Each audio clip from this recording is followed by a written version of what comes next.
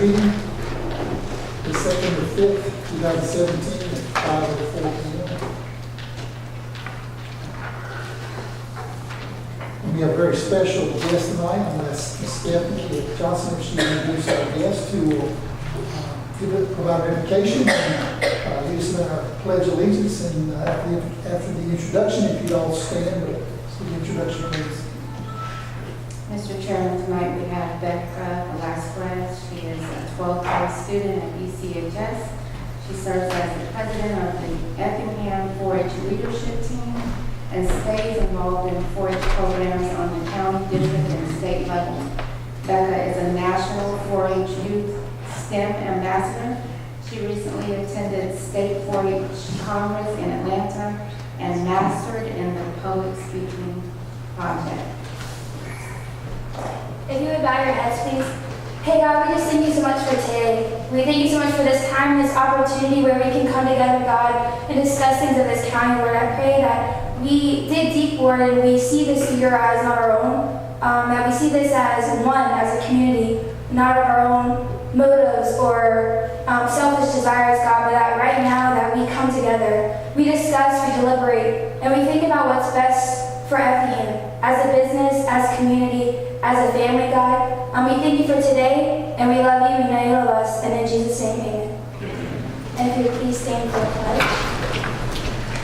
I pledge allegiance to the flag of the United States of America and to the republic for which it stands, one nation, under God, indivisible, with liberty and justice for all. Thank you so much.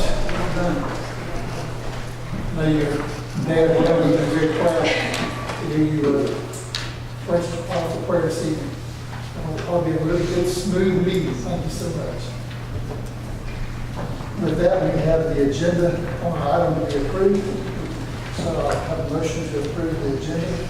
Mr. Chairman, if you will, before you do that, I'd just like to note that under minutes and under executive session minutes, the agenda went out before that last meeting we had on August 31st. So I'd like to add those minutes for regular minutes and executive session minutes. Okay, if I have a motion to approve the agenda with the addition of approving the August 31st executive session minutes. Second. Mr. Floyd, second Mr. Deloach, all in favor say aye. Aye. And the agenda is approved. And so as we move through the agenda tonight, just remind the public, speak to the agenda items only, and if you could just maybe 2 or 3 minutes, that will allow anyone who would like to speak to any particular item, that'd be greatly appreciated. Also, the documents of this meeting are located in the clerk's office, so if you had a chance to review those documents, are also on our website. If you have any complications in that, please let us know. We'll get them there for you. And we'll begin tonight. We have a special appearance from Mr. Danny Mock. Is he present? Okay, thank you. Stand here. Yes, sir. Thank you, Mr. Mock. Hold that mic there if you would. You want me to start or you want to start?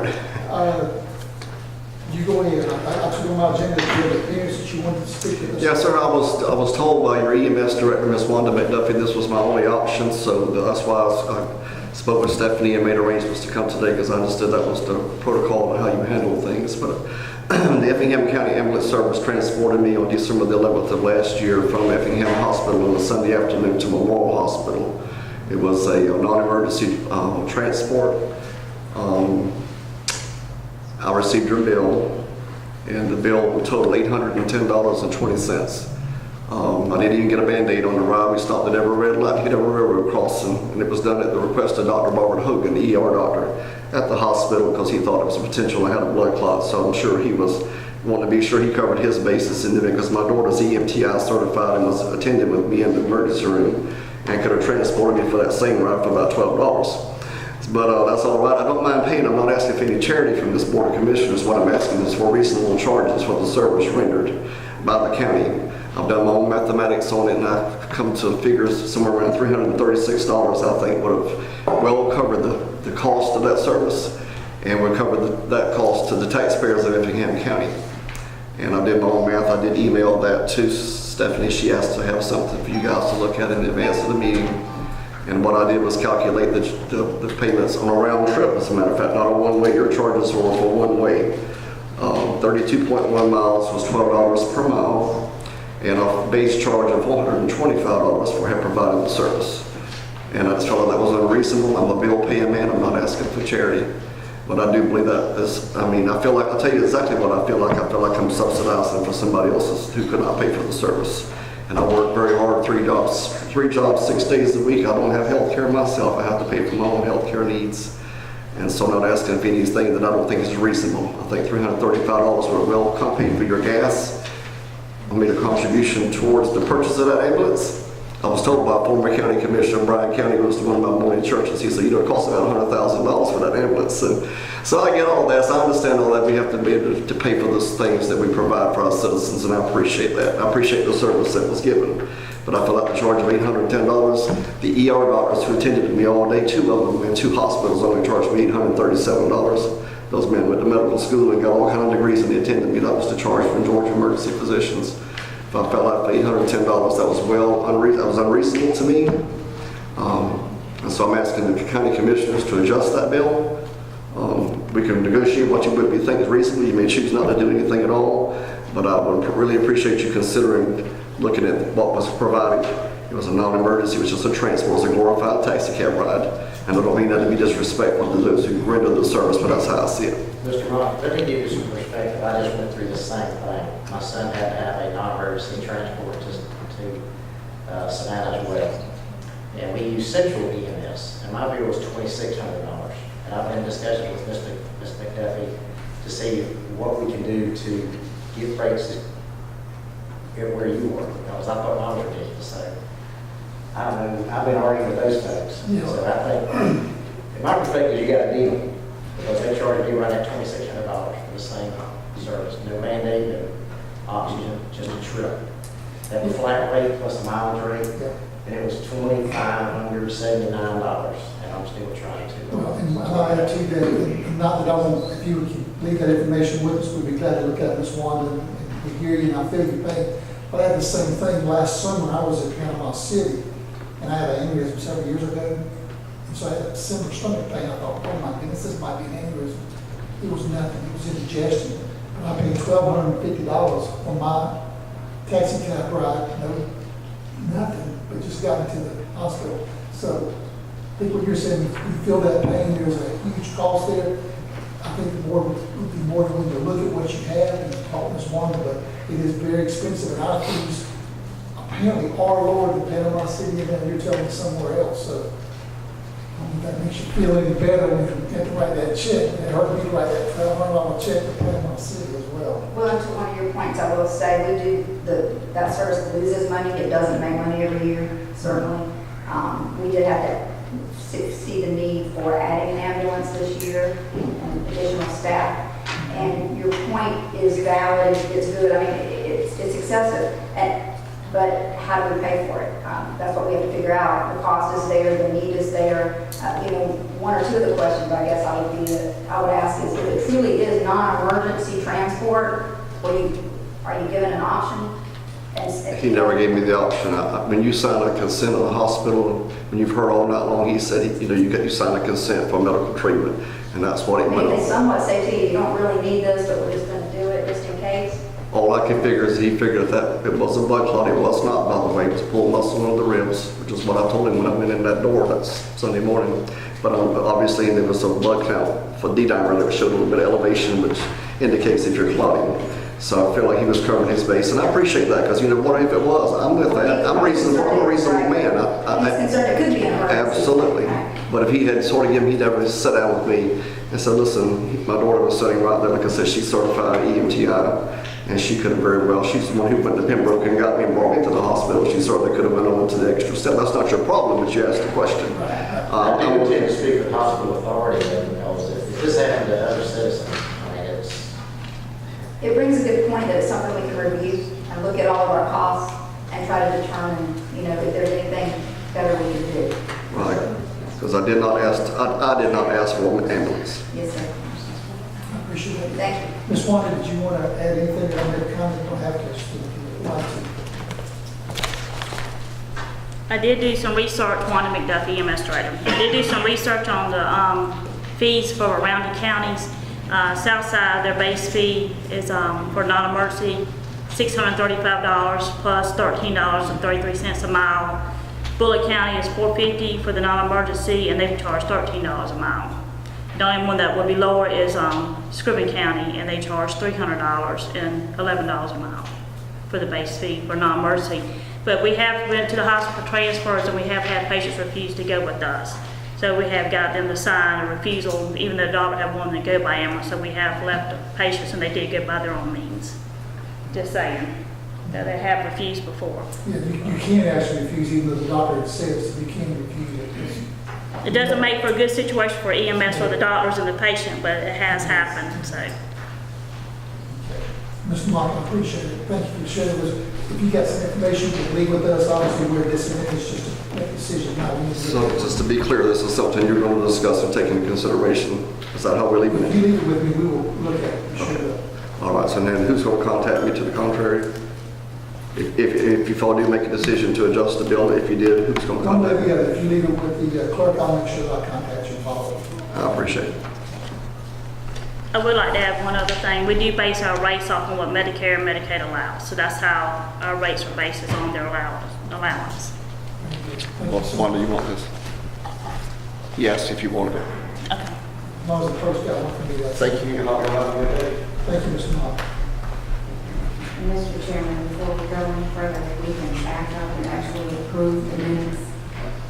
We just Shut right out of there. Thank you very much. Okay. When we go back and approve the minutes, do we have a motion to, I have read all the minutes, by the way, that you appear to be not the record of our meeting. Any corrections or additions to the minutes, then I'll ask a motion to approve the minutes for August 15th, 16th, 17th, 22nd, and August 31st. So moved. Second. Motion by Mrs. Jones to approve, second by Mr. Deloach. All in favor of approving the minutes, say aye. Aye. All opposed, no. And it carries. Thank you, Ms. Stephanie. That's right. So we are on the consent agenda.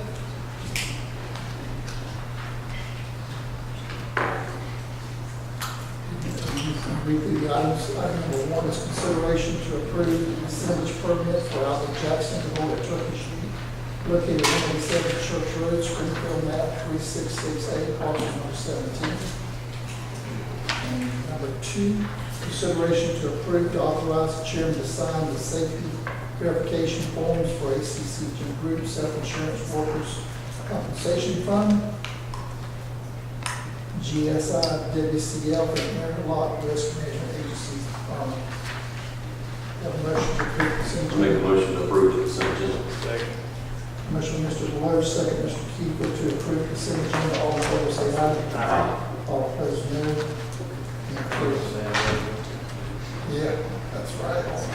Don't mention them. Old business. Item number one, consideration to approve the second reading of an application by Savannah Industrial Development LLC to rezone 13.65 acres out of 148 acres located on McCall Road, AR 1 to I-1, and that's the existing I-1 zone tract adjacent to the property, map number 432, parcel 69.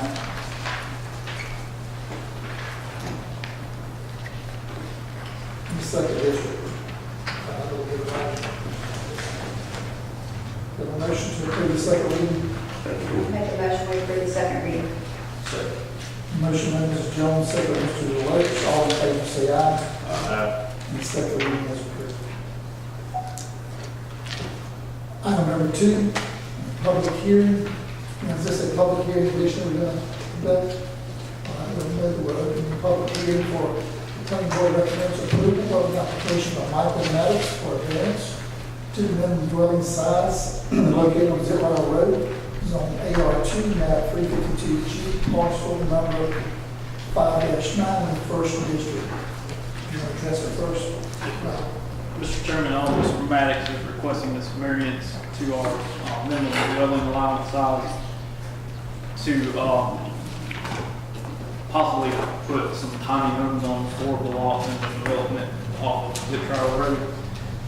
You all had tabled it at the previous meeting for staff to get some further information and some guidelines for Mr. Maddox to follow.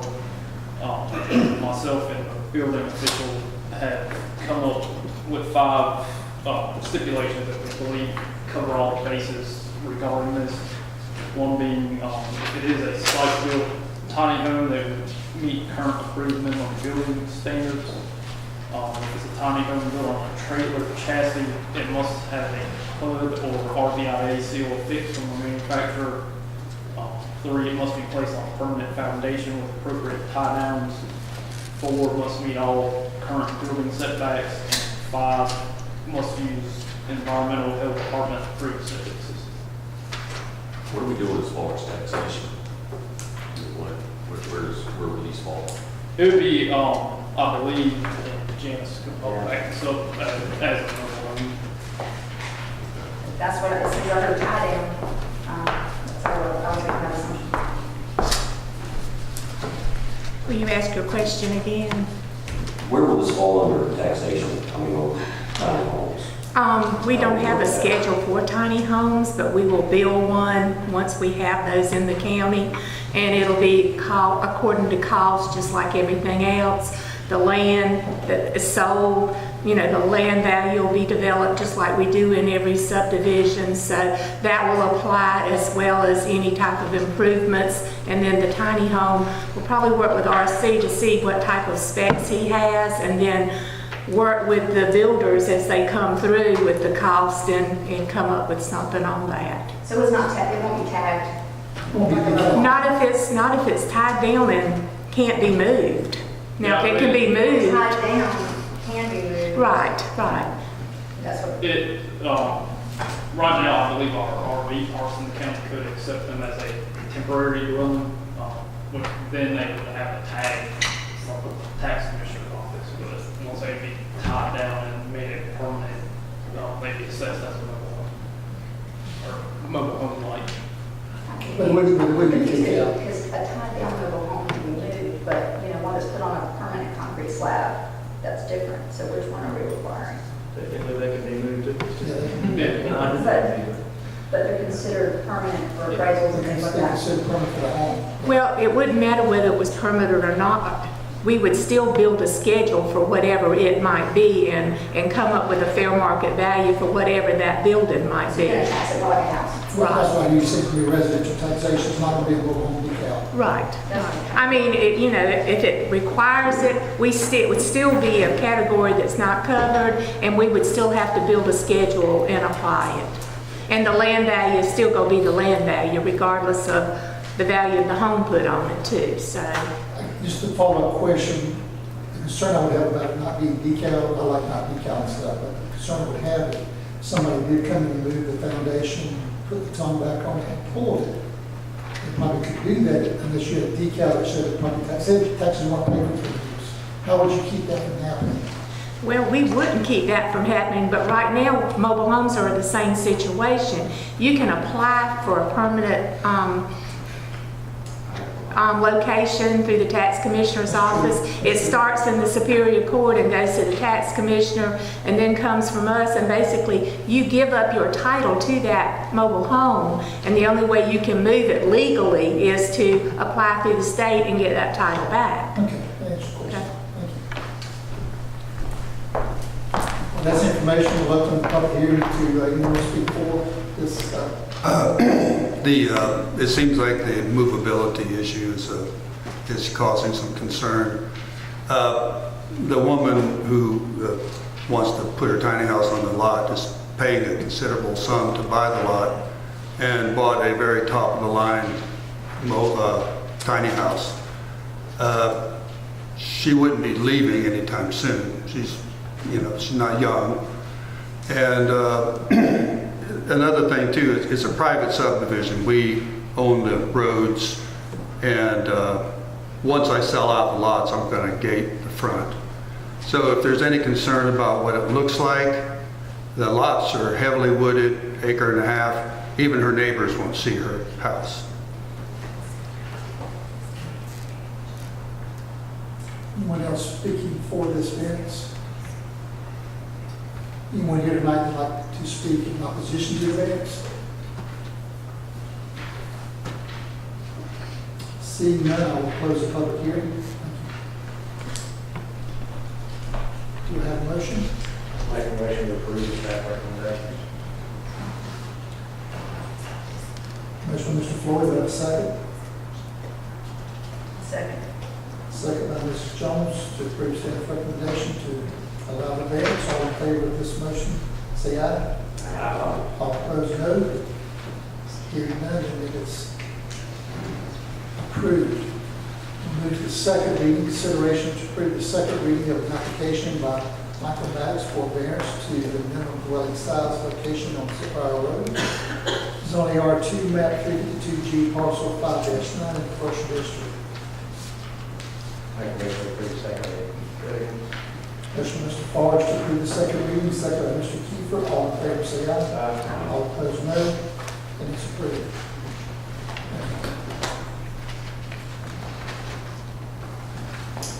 Move to new business.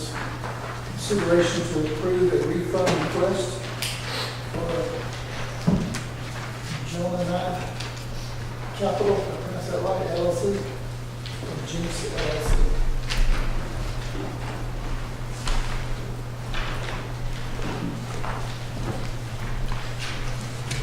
Mr. Chairman, it may be easier if I just kind of lay it out. If you have any questions for Mr. Jenkins or Mr. Tosto. Did I pronounce that correctly? Dr. Tosto, right? Well, what happened is back in 2014, Chink LLC and Jonani Capital LLC owned portions of the building located at 201 Business Park Drive in Lincoln. Jonani owned the first floor and the rear lot, and Chink owned the second and third floors. Now, this building was condoed in different phases, which led to some confusion over the values. So Jonani and Chink ended up paying the 2014 tax bills as they were presented, and then filed a refund request for the commission.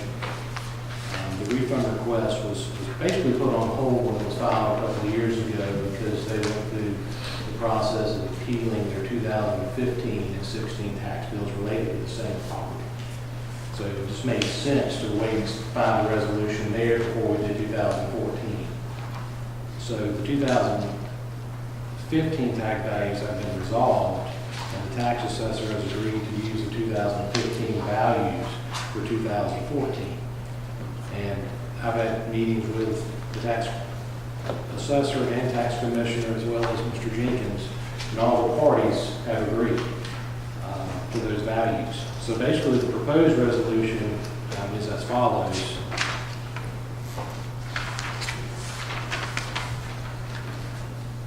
For tax parcel number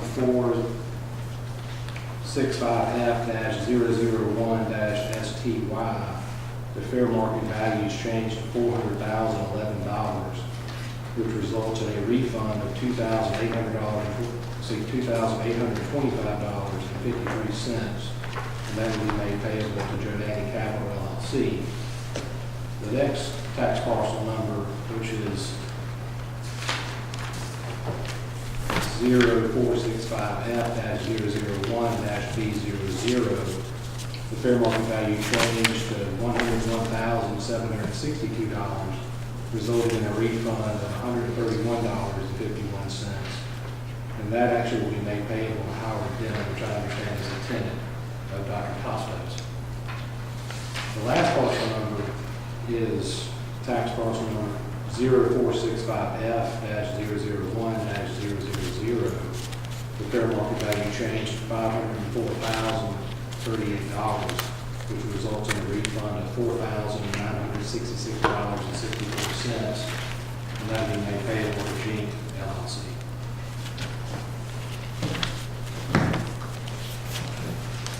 The tax commissioner and the tax assessor and yourself have all reviewed this and agreed. That's correct, yes. Yeah, Ms. McDaniel, I don't think she was planning to come tonight, but she told me I could make the announcement that she agreed to what we're proposing. Questions from the commission? That was suitable, that with you guys. Yes. Yeah. Very good. I'll have a motion then. I'll make a motion that we approve the resolution as read by the county attorney. Second. Motion by Mr. Jones, second by Mr. Kiefer. All in favor, say aye. Aye. All opposed, no. And the refund will be as he just said. Okay. In the mail. Checks in the mail. Thank you. Thank you.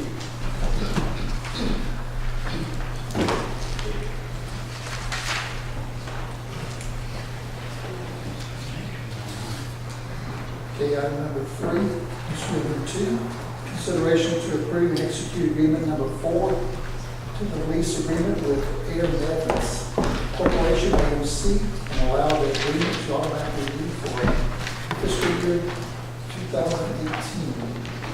Good evening. Good evening, Fiona Charlton, purchasing agent.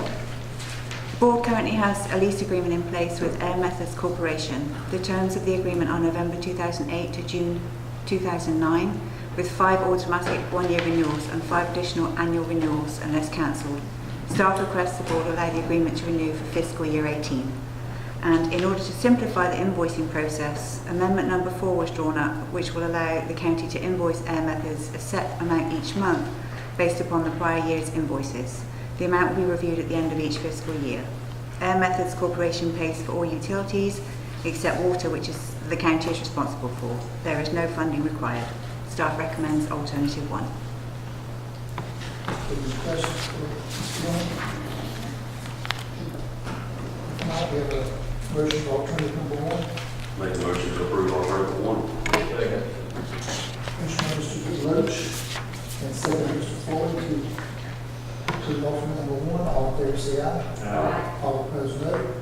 It carries. Thank you. Consideration to approve purchase of a used fire engine equipment. Yeah. Staff are requesting approval to purchase a used fire engine and equipment. Effingham County Fire Rescue is in the process of adding a station to serve the Ardmore-Oakey area, which currently has several Class 10 areas. This additional station will bring a large number of homes to a more favourable Class 4/4Y rating, saving homeowners money on insurance. As this is a new station, a fire engine and associated equipment must be purchased to equip it. The Ardmore station will be operated in a more rural area and will therefore have a lower call volume, so staff believe the purchase of a quality used fire engine is preferable, and as quality apparatus do not stay on the market long, staff seeks approval to purchase an engine and equipment in an amount not to exceed $125,000. As funding is available in the short-term work programme, staff recommends alternative 1. Any questions? Are we covered with Stillwell already? Stillwell Station? Clint Hodges, Fire Chief. Yes, sir, we are.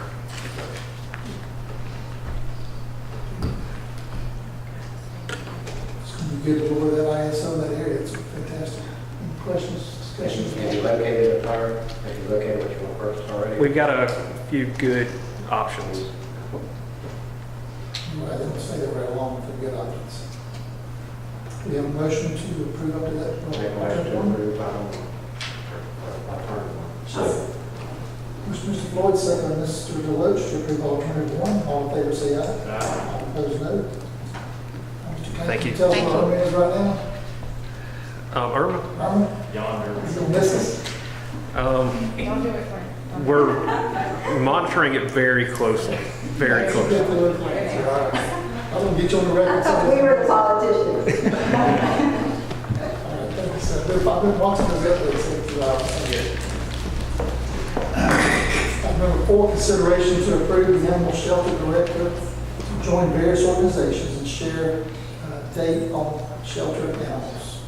The animal shelter director has approached me about the possibility of participating in a data gathering exercise, creating a data matrix, and much of the data that's needed is already available.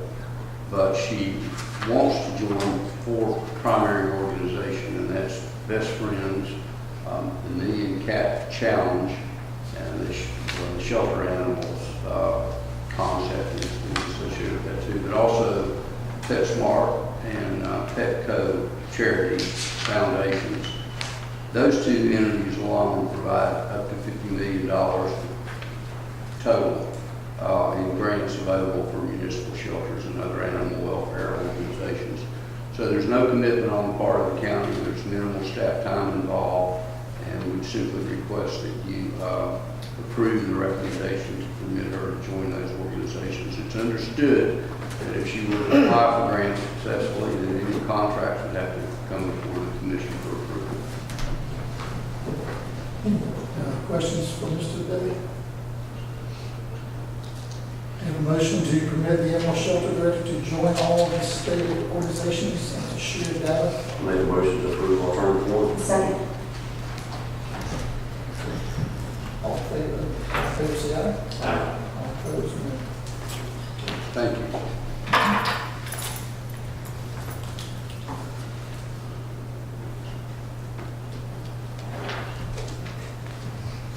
Consideration number 5, consideration to approve a job description for turf management specialist for the youth recreation facility. Good afternoon, Vicki Dunn, HR Director.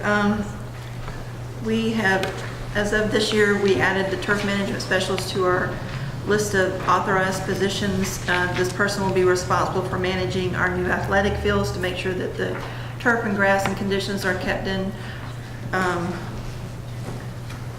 perfect state. I'm going to say that. We're going to put the perfect blame on them. I did hear from Commissioner Kiefer this morning. He wanted one statement added to the job description. So what I did was add the statement that was added was determines condition of athletic fields and availability for use. That way the fields are basically under his control, along with Mr. Morgan, to determine if the fields are in fact ready for use. We don't want them to be used if they're not in good condition. I just requesting approval for your approval on the job description. We have advertised the position. The job actually closes on September 7th, which is, what today? Thursday? Thursday. And we so far have only received 2 applications for the job. Recommendation, staff recommends that you approve the job description as written with the amendment by Commissioner Kiefer. Or if you, second recommendation would be to table the job description until you all have a better chance to review it. Okay, any questions or discussions? So we're looking for a motion for alternative 1 with Mr. Kiefer's amendment to it. Correct. Motion? Make a motion to approve alternative one. Motion by Mr. Deloach, second by Mr. Kiefer. All in favor say aye. Aye. All opposed, no. Any carries? Thank you. Thank you. Item number 6, consideration to approve an intergovernmental agreement with the City of Savannah for specialized police response and public safety services. Thank you, Mr. Chairman. The City of Savannah has indicated that it will no longer provide, will no longer assume that the legal and financial obligations associated with providing the resources to other governmental entities unless you enter into an intergovernmental agreement whereby they'll charge for those specialized services. And that would include things like the SWAT team, hostage negotiation, etc. I've spoken with Sheriff McDuffie and with Chief Hodges. Neither believe that that's something that's fundamental to our needs and that we can satisfy any specialized needs that we would have through other resources. So you have several alternatives here that are presented to you, but our recommendation to you is that you decline to participate in the proposed intergovernmental agreement and to notify the city manager of Savannah that we will not be participating in the intergovernmental agreement. So staff recommendation is to approve alternative 3, decline to participate in proposed IGA. Motion? Make a motion to approve alternative 3 and decline. I second. Motion by Mr. Kiefer, second by Mr. Jones. All in favor of alternative 3, say aye. Aye. All opposed? And it carries. Thank you. Number 7, consideration to approve the revised amendment number 1 to the roadside mowing service contract at Great Company LLC. Good evening, Leanne Charlton, purchasing agent. At your meeting on the 15th of August, you approved amendment number 1 to the McGrady Company's contract for roadside mowing. allowing for a 10% increase and adding a 4th mowing cycle, and combining the 2 annual renewals allowed for in the original contract. As the amendment adds a 4th mowing cycle to the contract, paragraph 3 should be changed to read, this amendment adds an additional mowing cycle for the fee of $51,103.80. The annual total of mowing cycles will now be 4. The McGrady Company will provide a full mowing schedule to the county's purchasing agent prior to work commencing, so that the amendment correctly reflects the motion made on the 15th of August 2017. As the change to the amendment has been reviewed and approved by the county attorney, staff recommends alternative number 1. Okay, just to be clear, alternative 1 will be 4 cuts, no if, ands, or buts. Yes, sir. No option to come back and consider. Yes, sir. Any discussion or have a motion? Make a motion to approve alternative 1. Second. Motion, Mr. Deloach, second by Mr. Floyd for alternative 1. All in favor, say aye. Aye. All opposed, no. And it carries. Thank you. Mr. Chairman, Yes. we'll get 2 parts. On the job description for turf management specialist, you made a motion, Commissioner Deloach, for alternative 1. That's to approve it as written, but I think you meant to approve it with the change that Commissioner Kiefer requested. Is that correct? That is correct. Okay. I just. And that's get why it on record. that's when I asked for the motion. That's why they go back and add that to it, correct?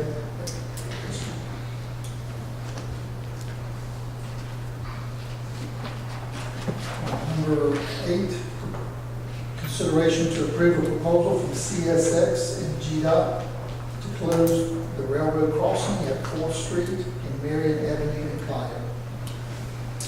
Used to have a saying that persistence is not a pretty thing, and this proposal might be not a pretty thing. At least on 2 other occasions, the commission has denied the CSX GDOT request to close this non-signalized intersection on 4th Street and Marion Avenue in Clio.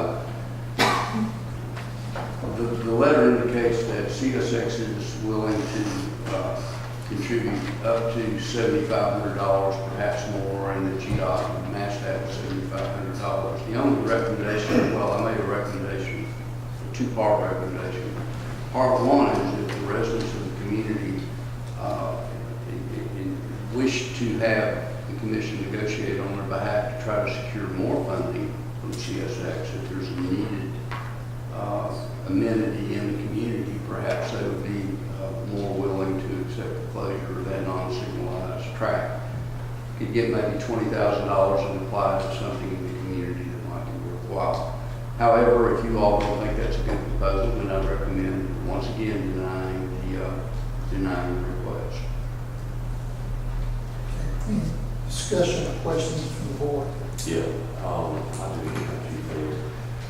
I've talked with the residents of Clio several times, and if there was a large sum of money, I think maybe that would be a little different, but $15,000, the citizens don't want it closed. And the main reason is where the post office is positioned. It is very convenient for to go across that crossing.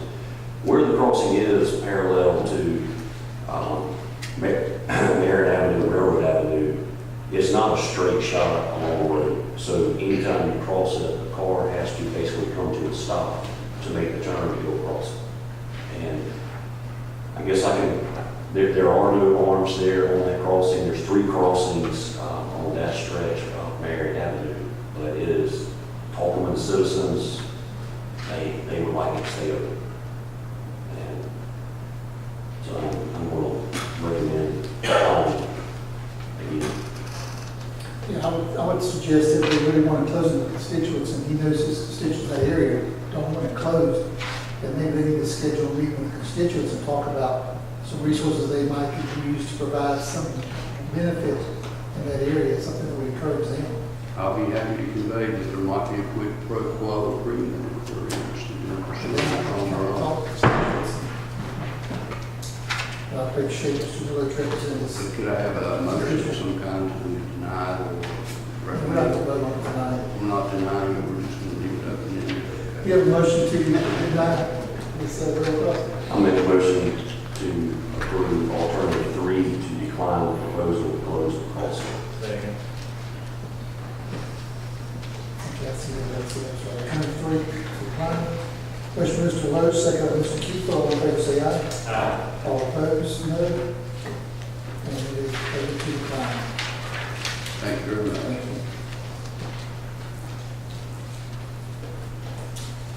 Item number 9, consideration to approve a request from the Lavender and Associates Incorporated for a 30-day extension for completion of the recreation complex.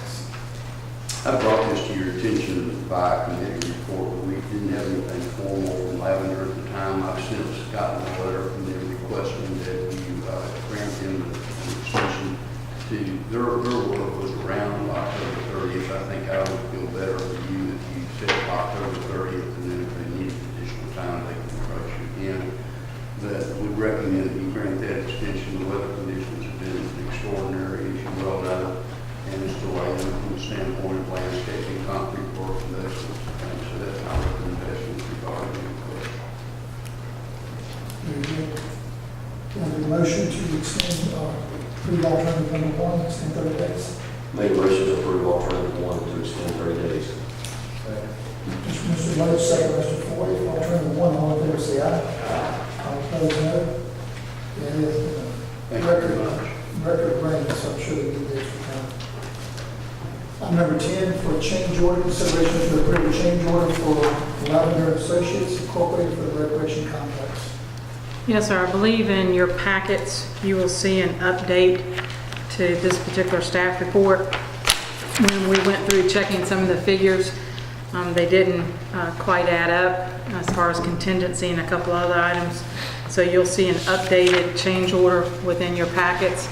It should say agenda item number 10, update. You will see that that changes 2 items on your staff report. The new overall contract with the changes will be $6,409,865.69, and then under also alternatives, that number should change to the same $6,409,865.69. What you will see in this particular change order is that we have pulled out of this particular contract the contract for lighting, as that's being handled separately by Musco. This last agenda, you approved removing the playground equipment that we're paying for ourselves. And then you will see an updated list of contingency items that are attached on the sheet behind that, giving a breakdown of what the original contingency was, what we saved on VE, and then additional changes on top of that to come to your $320,098.05. This is simply to get our house in order and make sure that all these changes are represented in their contract, and we ask for y'all's approval. Any questions? Mr. Allen, discussion?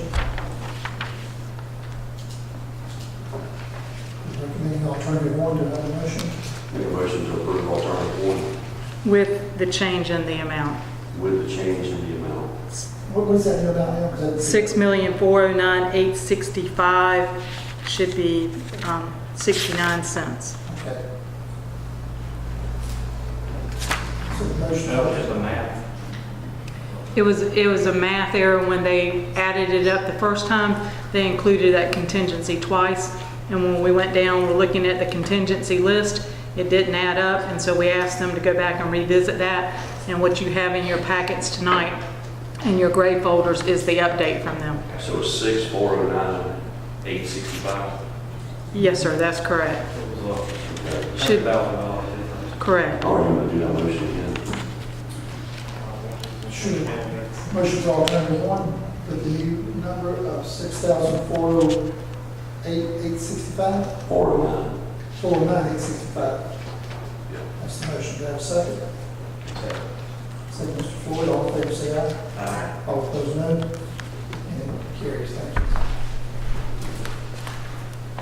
Number 11, consideration to approve a resolution to recognize Effingham Creek as an outstanding natural area of value.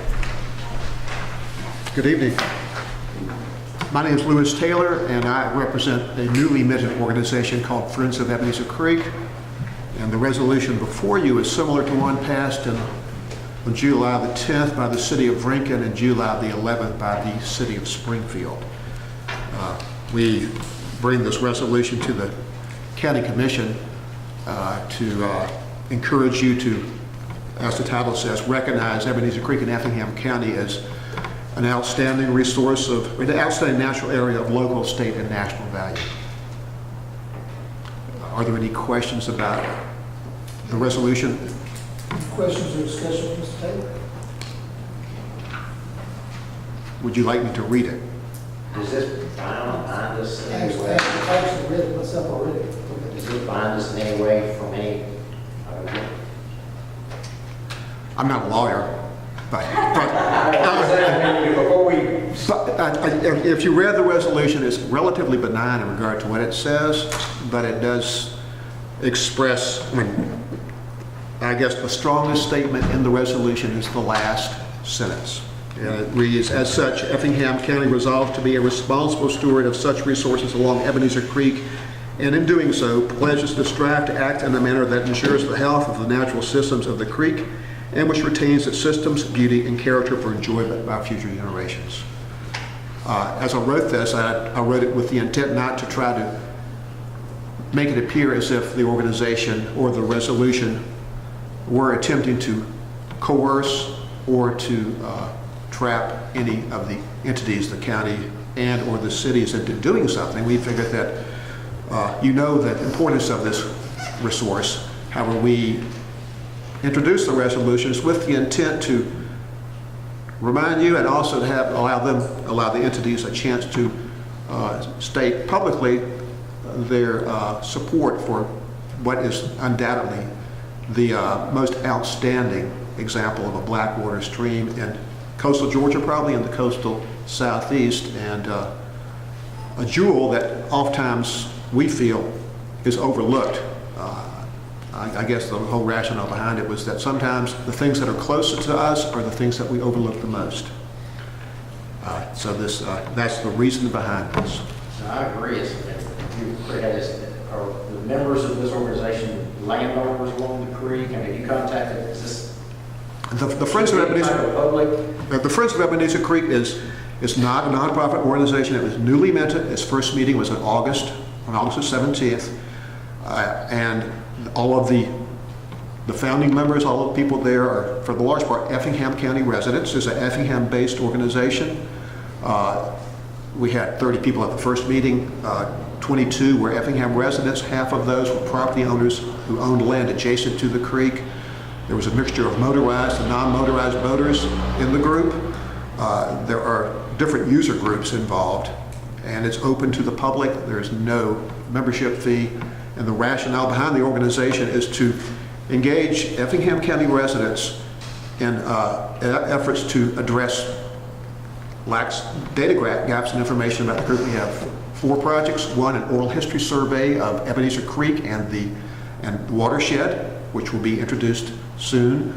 We have an ongoing water quality monitoring network that's being set up, a public use assessment that is being conducted to determine how people use the creek, and finally, a program called Envision Ebenezer that will actually be formally introduced in November at our next meeting. That takes a look at land use practices throughout the watershed, the documents that pertain to that, and tries to encourage community residents and businesses and others to think about how they interact with the creek. So what we're trying to do is encourage more public involvement with the creek and encourage political bodies to pay more attention to that. I think my question might be in a little bit of the wording of it. Yes. Possibly we may need to get with the county attorney and spend a little more time, because what in truth, as you say, you're no attorney, what in truth does it mean when we pledge to act in a manner that ensures something that kind of opens us up to probably some liability that we need to be careful about, that maybe we can do the same thing but change that wording a little bit. I'm not an attorney either, but I do want to protect, as well as Ebenezer Creek, the taxpayers, from future liability of things that could come from that. So that may be a consideration, that we could table this tonight and maybe do a little bit future, some talking on how to go with that.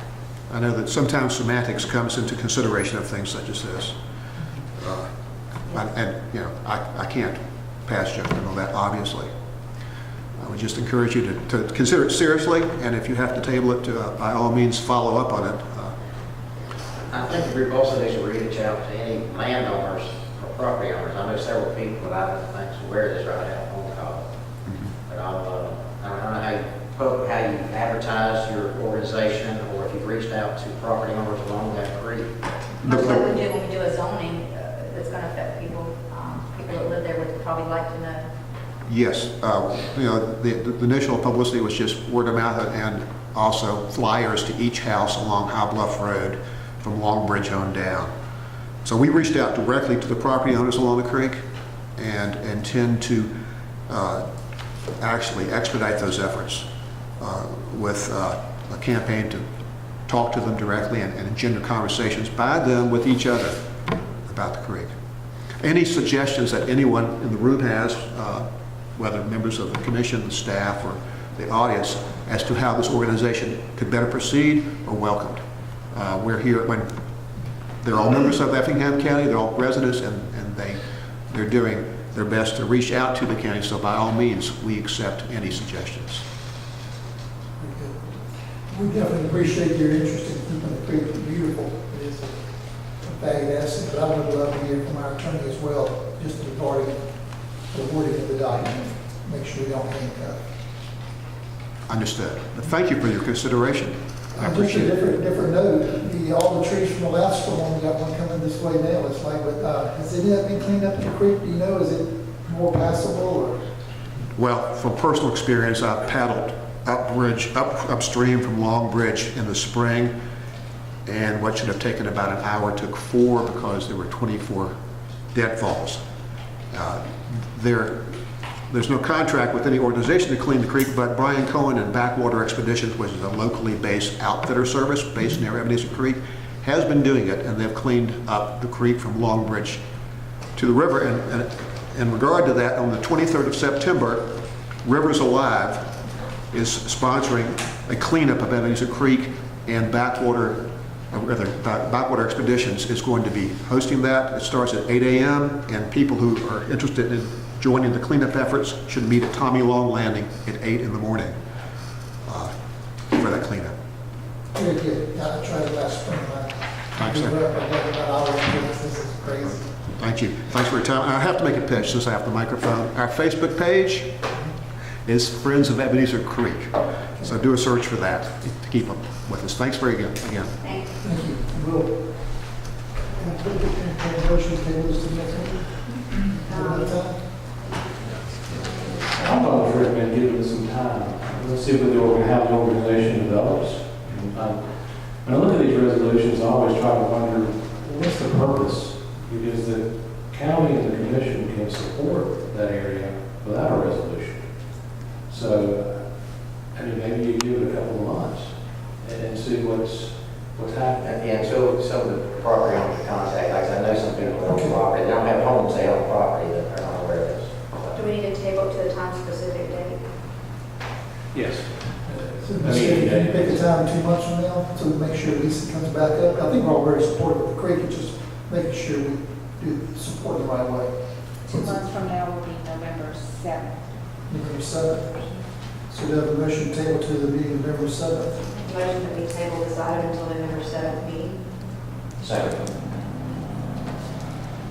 Motion by Mrs. Jones, second by Mr. Floyd. All in favor say aye. All opposed no. Monitor and review, and at that time we'll clean back up at the court. It is on the November 7th meeting. It'll be on November 7th agenda. Okay. Item number 12, consideration to approve an amendment for Trinity Services Group Incorporated for a per mil price increase. Fiona Charlton, purchasing agent. The county has an agreement in place with Trinity Services Group to provide food service for the county's prison and jail inmates and the county's senior citizens. The agreement allows for an annual price per meal increase based upon the Consumer Price Index Food Away from Home. This index has increased by 2.3% over the last year. The per meal increases are inmate meals, currently 94 cents, increased to 0.962 cents. and senior meals and jail staff, currently 340, increased to 348. As funding is available in the current budget, staff recommends alternative 1. Any questions? Questions or discussions from Ms. Gilman? Staff recommending alternative 1, their recommendation. Make a motion to approve alternative 1. Mr. Roach. And a second. Second. Second, Mr. Floyd, to approve alternative 1. All in favor, say aye. Aye. All opposed, no. It carries. Thank you. Consideration to approve a resolution to amend the 2016-2017 budget. Mr. Hay. Good evening. Before you have our last of the year's budget amendments. They include amendments for various items, including utilities, our ECP and cost recovery, commissary accounts, our sheriff's accounts, and then of course our recent settlement. We included all those in this so that when the auditor is here, that all these matters are taken care of prior to their field work. Questions or discussions from Mr. Ray? Recommending alternative 1, budget as is. Do I have a motion for alternative 1? Make a motion to approve alternative 1. Second. Motion by Mr. Rhodes, second by Mr. Floyd, for alternative 1. All in favor, say aye. All opposed, no. And it's amended. Item number 14, consideration to approve a work authorization with integrated science and engineering for testing services at the Atlas Sand site.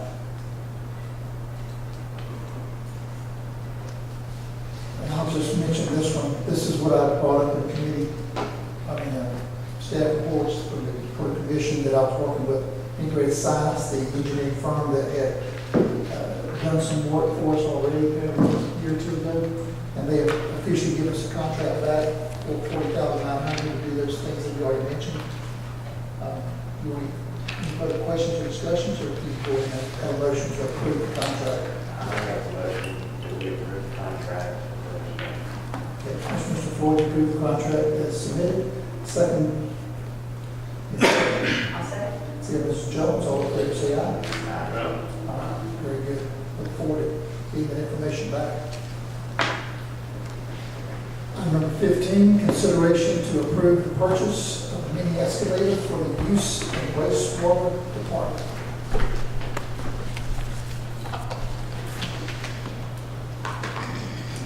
In your packet should be an updated sheet of the current quotes that we have. I do need to make one amendment to that. In typing this earlier today, you'll see Yancey Brothers, a mini excavator. That figure should read $55,227 to bring the total from Yancey at $62,751, which is the last quote that you have on your sheet. This past year, 62 what? I'm sorry, $62,751.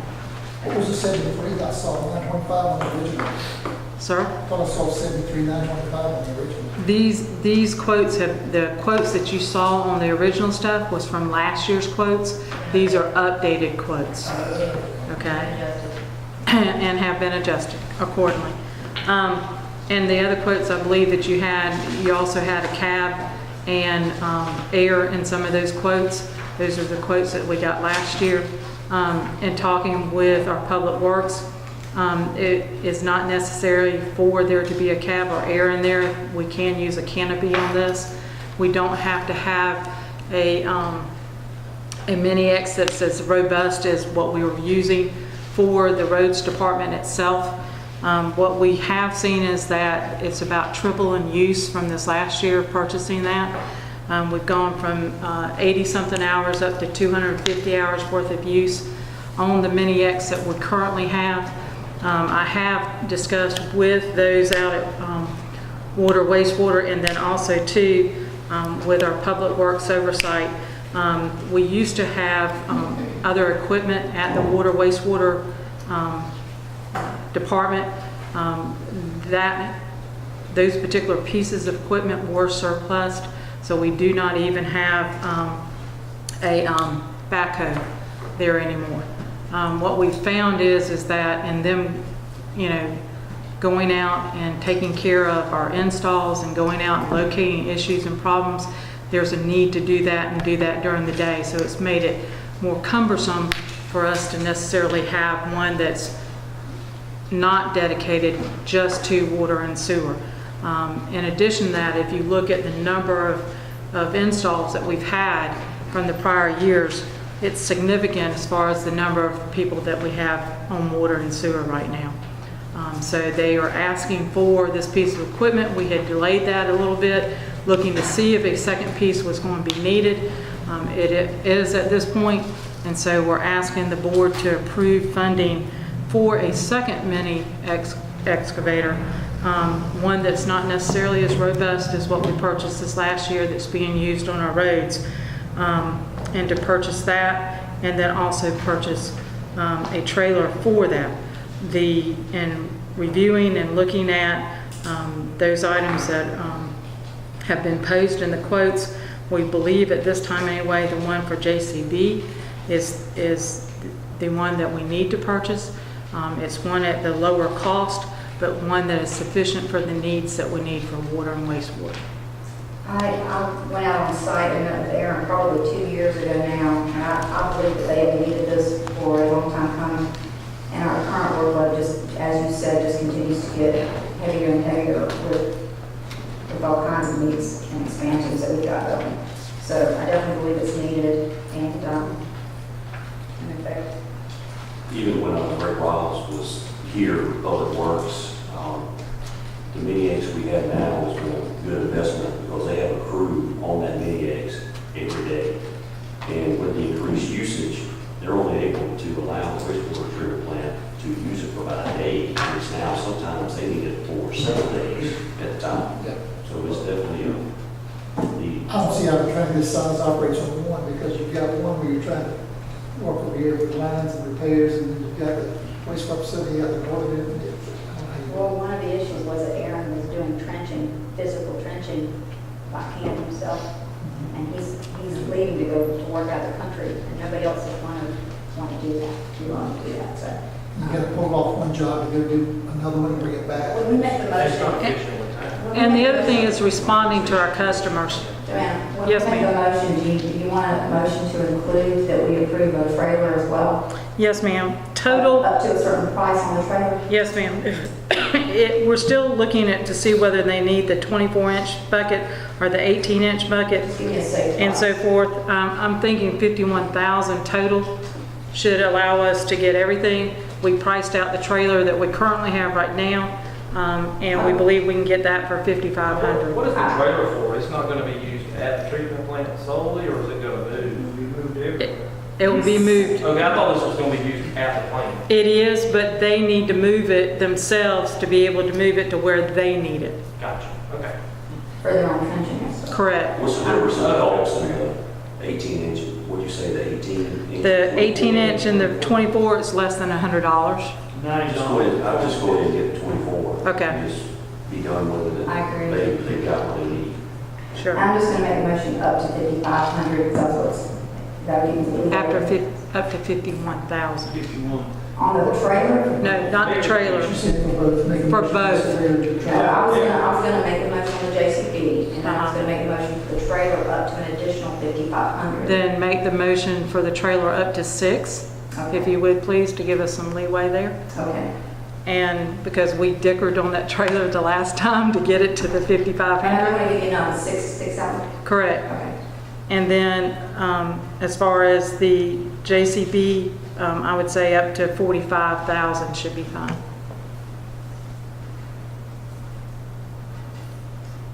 Okay. You ready to make a motion? One additional question, do you want any leeway in there to use a lease on that or not? I think that based off of what we had in surplus, where we surplus some of that equipment, if the board would allow us to either use fund balance to do this, or I believe that we can, I've reviewed our short-term work program, I believe that we can pull it out of there. Okay, if you don't go with the lease, you can just bring the lease back to us? Yes, ma'am. Okay, all right. I'll make a motion that we approve the purchase of the mini excavator with the bid from Low Country JCB for an amount of up to $45,000. And we additionally approved a trailer purchase for up to $6,000. Second. Motion by Mrs. Jones, second by Mr. Deloach. All in favor, say aye. Aye. All opposed, no. Motion carries. Thank you. That completes our agenda items. How about reports from our staff? Any other report? I'm sorry, Chairman, that's right, I don't have any reports. If I can run through this.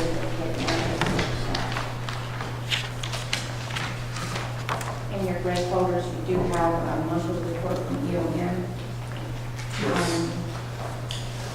I'll skip over Operation New Hope, and she's going to touch on that. House Rule Development, ACCG would like commissioners to attend this month's House Rule Development Council meetings.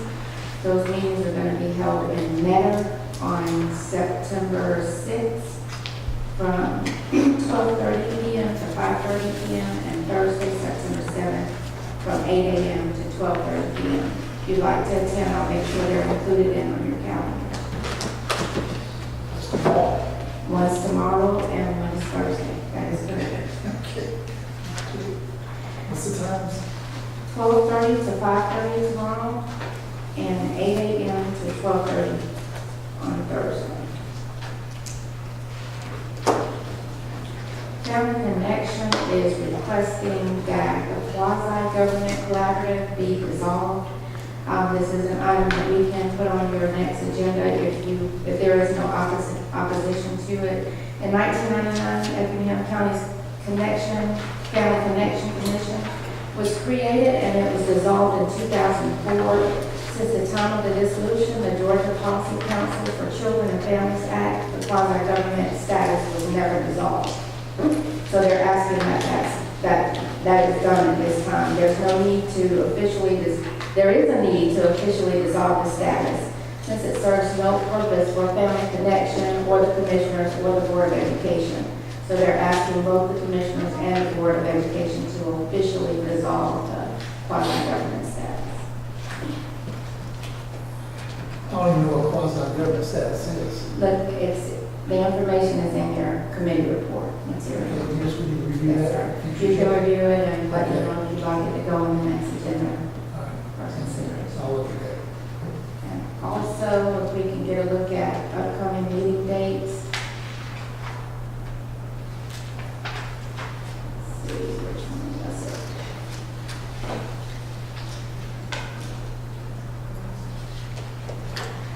Our second meeting in November is the week of Thanksgiving.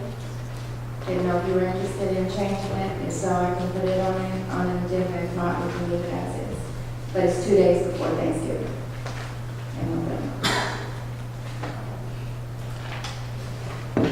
Hello, I don't know why we wouldn't do it that day. I hate to push all the business to, hearings usually the second meeting of the month. There's 5 Tuesdays in November. Maybe we can change it. I didn't know if any of you would be out of town that week. 2 days before Thanksgiving. Typically cancel the last meeting in December. Right. I don't know, we'd have to address that tonight, and see what the budget is. This is November, not December. What's the schedule of the meetings now in November? November, it is the 7th and the 21st. Thanksgiving is the 23rd. Thanksgiving is the 23rd. That's right. So what you're suggesting maybe is the last Tuesday of the month versus the third Tuesday, Yes, sir. which would be what day? The 28th.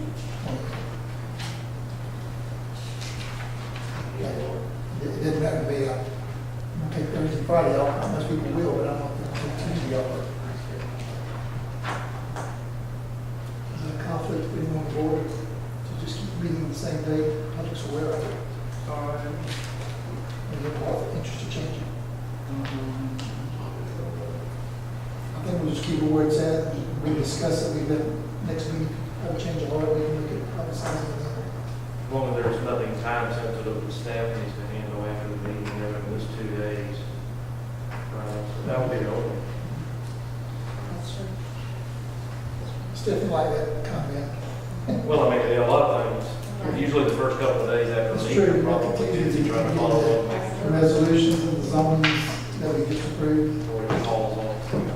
I just noticed today, thought I would ask if y'all want to leave it as is. That's fine. Would it might make the clerk issues a little less, because I know you have the zoning hearing will be that particular That's easy. right. And usually I would sign 20 documents the next day That's right. that we approve, and we give you more time. RC, is the planning board changing their date in November? Staying the same. I think so. All right, since we got a little time, I'm going to suggest that you ask that again at the next meeting, let everybody think about it. It might be wise to change it just to follow up on all the documents that we do. If we can make a decision next meeting, because I like to have some time to let the public know that we're canceling meetings. Yeah, absolutely. Thank you. Good evening, I'm Lorna Shelton, Director of the Animal Shelter. I'm here this evening to bring forward Operation New Hope, which is part of the Sheriff's Department in Chatham, contacted me about allowing some of the Effingham dogs to participate in that program, which is a fascinating, wonderful program, and I would really like to go ahead and do that. The requirements that they've set up is they'll take in 7 dogs that need to be fully vetted, and with Josh Reddick just gave us a donation, that donation would be able to handle that. 98% of their dogs are adopted the day of their graduation. I think the 2 that went back to the shelter were adopted within a week. So that's a very positive note. The downside is this organization has talked to national organizations that do it, and they have set an adoption fee, which is different from ours, although we would get to keep that money. And it is $150, and their thought process is you're getting a fully vetted dog that is house trained, crate trained, potty trained, socialized, walks on a leash, comes and stays. I think that would be beneficial for us to go ahead and just do that, because we can take the difference of our adoption fee and apply it to the next group of dogs that would go down to the program. This Friday is an open house, if any of you are interested, at the Sheriff's Department from 2 to 4 to go down there to see what the program is all about and meet their trainers that they do. I believe the first group, she said, would be the lady inmates would be doing that. There is no downside to this. It would be beneficial, and it would get out there that we would have more live outcome animals from the shelter. So it's my recommendation that we go ahead and go forward with it.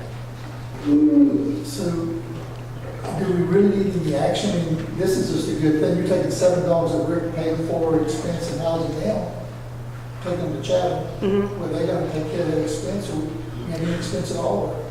The expense for us would be the vetting, and we have to supply them with a collar, a leash, their blankie, and a bag of food.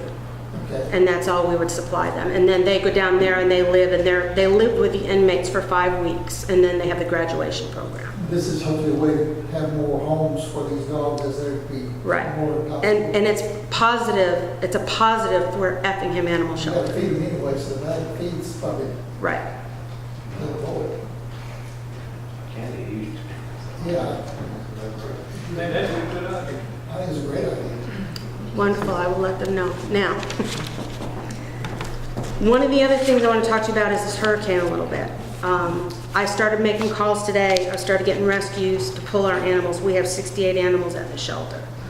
I would like permission to waive their adoption fees and try to get as many out as possible. I've got 16 committed to rescues now, but there are some of them that are temperament-wise won't be able to go anywhere. But the rest of them, if we waive that fee, we might get more people to at least come in. They'll fill out all the paperwork, and if they have to return them when they come back, they could do that. And of course, they would have to abide by the contract with the states. Some of them are spayed or neutered now. Ones that are not, they would have to get that done when they got back. But I'd like permission to do that so we can start moving them out and see if we can get more people. Potential emergency warrants, anything like that you need to do. Yeah, you're talking about free now and save money when the storm hits. Yeah. Right. It's going to offset the cost of having to take care of them through the storm. Right. And we have no way to evacuate them, you know. This is a temporary. Correct, till the storm is over. and get the shelter cleared out, because I'm sure we're going to be filling it back up if this storm hits the way they say it's going to hit. I think you're here to support. I hear you mention also. I think you ought to do that every once in a while anyway, if you get a bunch of them out there. Well, and that's something I'd like to talk to, if you will give me the discretion to do that. Hope, actually, we had to clear the shelter event last week, and Hope paid for some of them, and because they flipped the bill, I did do that for Hope Animals, but I had a grant that fixed 12 cats. I would have liked to have said, hey, come and get a cat, but I kept the prices that. So I would like discretion to do that on occasion. Lots of shelters. That'd be a good idea, instead of having, you got to pay money to have them put away and all Right. this kind of stuff, so Right. you can get rid of them just by waiving the fees. I mean, we should do that every Okay. so often. Every so often we'll do that. Then we're running like little specials or 2-for-1s or something. Lots of shelters are doing that, so that's a good thing. How do you feel about the hours of the animal shelter? I know that we've had over the years a lot of folks talk about Saturday hours. I have mixed emotions about the Saturday hours, I'll tell you honestly. Saturdays are typically everybody works now. You got 2 families. So on Saturdays, you got moms working and they're taking their kids to soccer and they're taking their kids to this event or that event. They're going shopping, they're, going to the dry cleaners, whatever.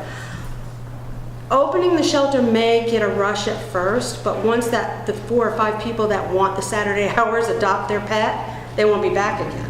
So then you sit there, and then what it turns into is, oh, geez, I want to get rid of this litter of puppies, let me drop them off at the shelter. And the object is to keep them out of the shelter, not bring them into the shelter, and have the shelter there for, emergencies like what Humane Services does. I have Tractor Supply approached me and asked me if I'd like to come once a month there.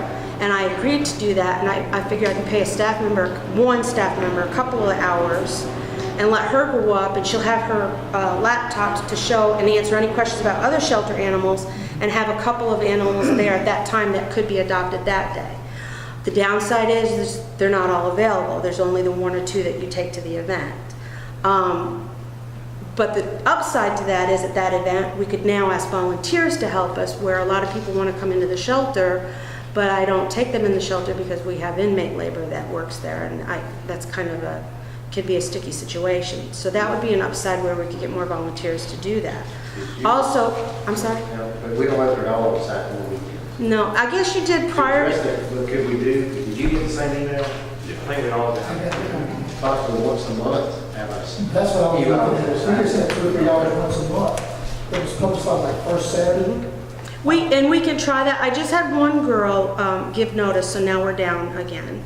So we're down staffing, and I have incorporated more stuff that we actually do physically that they didn't do prior. Like we give shots now to the animals, and they're wormed, and they get little triages. So we do that along with trying to deal with the public and answer the phone, and so we've up our workload. But I think that we could do once a month and try once a month and play with it and see where it takes us. First Saturday of the month. Yeah, I like that. I don't think I would tax our folks in the community for the Joanna. But once a month. Joanna's my budget lady, though. Well, the only thing I would like to say is, and I'm all for this, and she'll tell you, I spent days and nights doing whatever we need to do with grants or whatever to get funds in for them. But one caveat, we do have a schedule of fees. And so when you say you can dismiss these fees, it needs to be with some sort of caveat that it's administrator approved or somehow approved, because otherwise we'll have all departments deciding what they do or don't want to charge at certain times. And we've run into that before. So I'm all for when there's a purpose or a reason behind that. But at the same point in time, at least let that go through the administrator so that there's somebody else that's aware that we are dismissing those fees. So, in other words, if I go and I'm going to run a special, I'll send you an email and say, I'd like to run a special. You might have 10 animals more than you really need to have with there at the time. Okay. So you might call the administrator and say, we'd like to waive the fees. Okay. If you can do that in writing and let him approve that, that's perfectly fine. I'm all for that, but we've had that issue before with various departments didn't pick up fees for maps, or didn't pick up fees for CDs, or didn't pick up fees arbitrarily. And I think there needs to be a little bit of a caveat. Okay, that's not difficult, we'll just shoot an email. Yeah, call the county administrator, and then Okay. he or she feels comfortable with that. then- And the budget, Joanna, about Saturdays, because two people need to be there on a Saturday because inmates are going to be there working with them, and I, for safety reasons, would prefer Put two. something together and bring it on the agenda in the future, near future, something. We can. What the cost would be. And we'll look at what you have in might there. take like a couple, 3 hours during the week. Yes, sir. I guess you know kind of what the goal is are those families that work 40 hours a week during the week. I get it. Some way possibly will Right. try to maybe make it. Right, and and like I said, they're gonna come the one time, and that's why I said to Tractor Supply when they called, that he just called the week before last, I said, yeah, we'll do it. You know, so, and then the New Hope is gonna be that'll be a Saturday as well. But they may not take us every time, they're gonna start rotating different rescues in the area. So we may go this time, and we may not go for a month or two. So, but that would be another Saturday that is available. The other thing could be a suggestion, and I will look into it, is some of the rescues, and I don't want to take away from them because they help us out tremendously, is maybe possibly getting into a pet store on a Saturday afternoon. Maybe there's a slot where we could slide in there, because that's where the people are going to be at. Moms are taking their dry cleaning, moms are going to the grocery store, the kids are with them, they walk past the pet store and they walk into the pet store. That's where we'll see more of them, I think. That's where they do the best is. So we could try something like that too, pulling in. You got to have a staff member that's trained. I did talk to Chatham a little bit, a couple months ago about this actually, about volunteers. You got to have people that are trained to handle these animals because they get talking and they don't pay attention, and you got a bunch of people in the store, so you really need a staff member there to keep an eye on stuff, along with maybe a volunteer, so then you'd be pulling one. So. I don't know if I'm sending somebody out to the pet store, but I think that once a month on a Saturday, try it for 6 months, report back, if it works. Okay, so I'll get with Joanna and we'll shoot the first Saturday of the month. Okay. What's your hours? Good idea. What's your hours? That's, She's gonna get back. Yeah. Yeah, I mean, I guess She's gonna make come back. get back. are you volunteering? Well, yeah. When she let me know that was a concern, or we had talked, I know that somebody had thrown around 9 to 1. Now, I will tell you that the shelter has to be clean before I will allow people in. I know some shelters will just let people walk through. The floors are wet, you got hoses, and that's a liability of injury. So that shelter has to be clean in the back and all that stuff picked up off the floors. So I'm thinking we could open maybe from 10 to 1 if that's what we're looking at. But we'd have to be in there like at 7:30 to start the cleaning process. And of course, it depends on how many animals you got. Sometimes we can get it done in a short period of time, and sometimes it takes longer, and it also depends on the inmates. You know, we've had incidents sometimes where they don't show up. It's rare, but it has happened. So then you got to take into consideration trying to get all that stuff done. Put together a proposal with Joanne and give us the cost for the additional staff, and maybe we zero it out by being closed another part of the week. Okay, You know, we'll do it. And I think, We'll put it back. okay. All right, and I think that's all I have. Thank you so much. Thank you.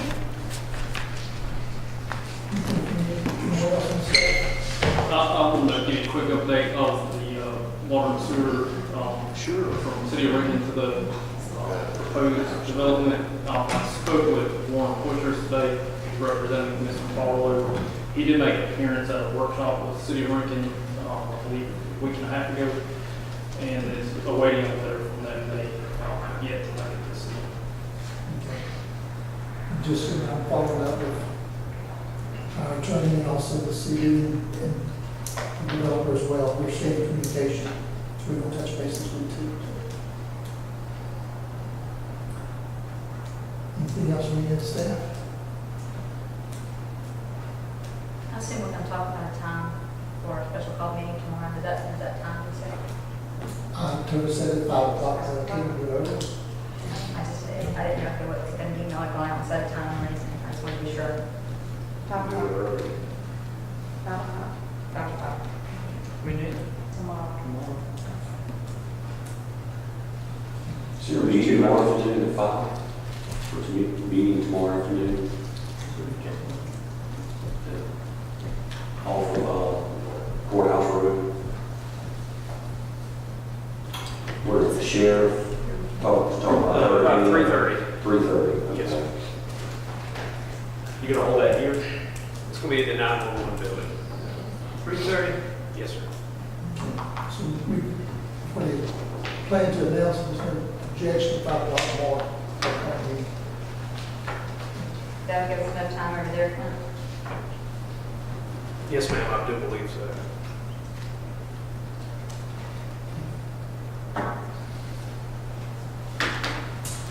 Commission, have anything they want to bring up?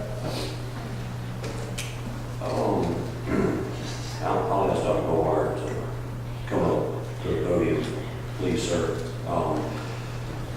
Want to talk about, they are wanting to put up a historical marker at Springfield Central up front. We thought we had till September 15th to get some type of approval from the board, so Dr. Gohart could proceed with the process. But it ended up, it was September 1 was the deadline. So they only take these applications certain times of the year, so that window will not open up again until January, I believe. So Dr. Goldwire is wanting to still proceed, get direction from the board, so when that time does open up, he can move forward. And I want him to say a few things, a few details on that specifically, if you will. Okay, thank you. Mr. Chairman, board, and staff, thank you for allowing us to come before you. And with us this afternoon is Mrs. Winfro from the Historical Society. She's a secretary who has worked on the Historic Preservation application with the Springfield Central High School Association. And she's here to help answer some questions. She's the guru on this process, but we were assisting in the research process. And just to give you just a tidbit of background on this, we've been researching this project for probably the last 3 or 4 years, and we've finally got to the point that we feel like we have a competent application that should go through on the first reading. What's significant about this, there were 700 of the equalization schools built in the state of Georgia. Today, there are less than 200. The owners of the facilities, or whether it's public or private, they're scrambling now trying to get some recognition for those facilities. And I was in conversation with Ben Sutton from the State Preservation Department this afternoon, and he shared with me the frequency of them seeing these applications now come across the desk for approval. So we are blessed here in Effingham County that we have such a property that's with such significance. And if you recall, when the Historical Preservation group came from Atlanta a few years ago, they cited the Springfield Central High School as being very significant from a historical perspective, but at the same time, it provided caveats for tourism, because in the past, it was not always well known what an equalization school really was and what it was all about and what they even looked like. And with the promotion of tourism coming in the county from every angle, it would be good to have this site designated as a historical site. There are some caveats down the road for having this designation, not with the state designation we're asking for, but it could be the first step to the National Register. And if it makes the National Register, then there are funds available to upgrade, improve, renovate, or just make it functional. So that's another good thing, but what we're asking for now is state recognition from the State Historical market this afternoon, and we'll proceed from here. Mrs. Winfro is here. If she has any comments she'd like to make, and then we'll take any questions you might have. Any questions? Now, this will be historical marker placed out front? This will be placed out front. Does this put a designation on the building, or this is strictly? No, sir, it's just on the street. It must have public access, just like most of the historical market that you see driving along the highways, both state and local roads. That's what we're referencing. So it will not be attached to the building per se. And once this is done, then it's up to the local ordinances or the local government to make some suggestion, recommendation as to how this property should be treated. It does not prevent renovations or anything of that nature to make it functional and usable. It should not be a site just to exist. Hopefully it will be used for a significant purpose. So we're asking to move forward at this time.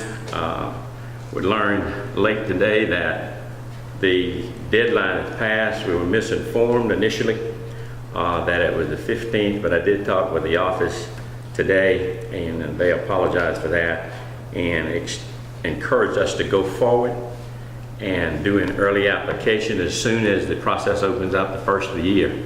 I know we're out about 90 days maybe, but that 90 days will can be wisely used, maybe to relook at the application, even though I think it's in really good shape.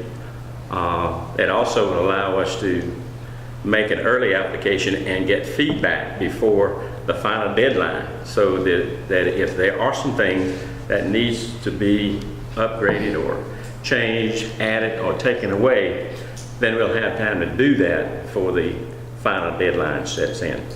Lee, have you had an opportunity or any experience in looking at any of the information as far as if we give approval for the historical marker, what that means in any way to us, or if it means anything? I haven't. I Okay. have to look into it. Okay. I don't think it would, but. Is there a fee with the application? Yes, there is a fee. There's a $5,000 fee. Hold on, there's more to be said about that. That's a shared fee between the State Historical Society and the interested partners. In this case, we have 3 partners that we're hoping that we can count on. One being you, the Board of Commissioners, the other being the local historical society, which they have agreed to be a partner, and the Springfield Central High School Association. So the historic state will pay up to $2,500, that leaving an additional $2,500 to be split among the 3 other partners. And you can have up to 4, but at this point, we're going to go forth with the 3 that we have. And that will equal about $850–$60 per partner at this time. Unless we get a very generous donor. Thank you. And there wouldn't be restrictions on the use of that building, for instance, the IDA the other day wanted. Not necessarily restrictions just for the historical marker. Right. Like I said before, it will depend on local ordinances or county policies, the procedures on the facility. There are some very, I guess, complicated process procedures you can institute if you so desire. You can also contact the State Preservation Organization, and they will help establish some type of guidelines to use the facility if you want to go to that direction. But I think local control would probably be the best way to go, in my opinion. Dr. Gowar, it sounds like you have researched this done a good bit of work on this. Will you provide that information to Lee to help expedite, since he has not researched it yet, and then also to Stephanie so that she can get it to us Okay. to look at? What I will do, I will give you the application information, citing those things, some of the things I just cited, and also the research that we have done, the background information and the documentations that were pulled from the school board records, such as the first staff and when the school actually opened, and the groundbreaking, and all those things were part of the research that needed to be submitted. Is there anything else I left out? No, you're doing great. With that, but we'll give you a package of, matter of fact, we'll give you a copy of the application. I think, I'm sorry, you actually have a copy of the application with you in your grade folders. Because we can get all that. Yes, ma'am. Very good. included in that package, also, we have to designate exactly where the market will be. It's kind of hard to look at a piece of paper and say it's going to be right in this particular spot, but the best measure we can use there is a crosswalk sign in front of the school, which is almost precisely where it'll be a good place for the marker to be placed, just removing that particular sign. And that will have public access, it will not be against the building and so forth. Because the crosswalk's not used anymore for that purpose. Not used anymore for that purpose, so we can just dismantle it, put it in the archives, I guess. So we need to put this on the agenda, future. Well, Eventually, yeah. it'll be a future agenda, but I think, if I understand, we give the commission, Mr. Lee, let him look at it, and we'll look at the application themselves, and next agenda or two, we should be able to put it on there, I think. Okay, thank you very much for Thank you, Dr. listening. Ford. All right, thank you. All right. Thank you.